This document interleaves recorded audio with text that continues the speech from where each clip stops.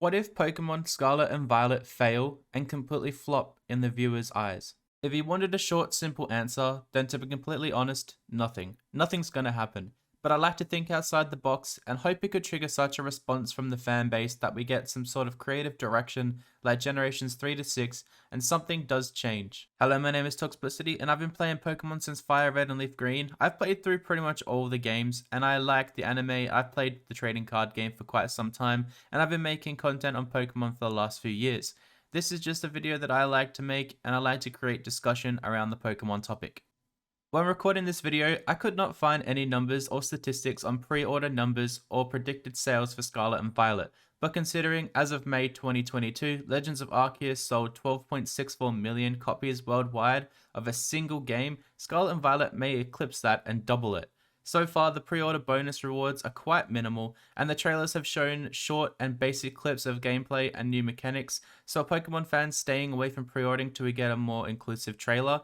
Or do we just want something more from the pre-order bonuses? A recent game which was expected to blow Pokemon fans and sales away, kind of like Scarlet and Violet, that some now highly criticize, are the Generation 4 remakes of Diamond and Pearl. Despite the game's critics, the total sales are now up over 14.65 million. These games lack challenges and exciting features, with the only real changes being with the art styles. We basically got a copy and paste of the DS games, but made for the Switch. It was a good game in all, in my opinion, but I feel like we could have got some extra features or some extra changes just to make the game a little bit harder. In my personal opinion, we should have had a Platinum remake and that would have sold a lot more copies.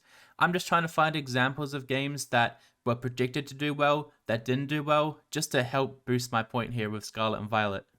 The main difference is Scarlet and Violet are now introducing us to an open world variation of the game, with new stories, new challenges, new characters, new Pokemon, and a whole new direction for the franchise.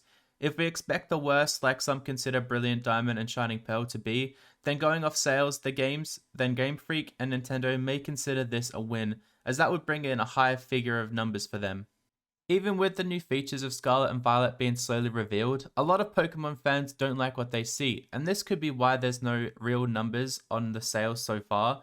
This results in a massive split in the audience, but if people play the game and say 75% of the fan base dislike the features, the semi-open world, and the new Pokemon, could we see an increase in remakes and Pokemon turning back to other games for inspiration?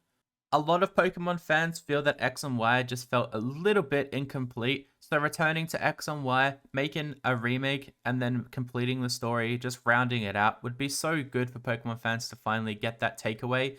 Black 2, White 2, or even Black and White were so good games, they were so complete, and the Pokédex introduced were amazing. The new features in that game were really fun as well, so former games like that would be great to remake, return Pokemon back to its former glory, just have some sort of creative direction and inspiration that Pokemon fans miss.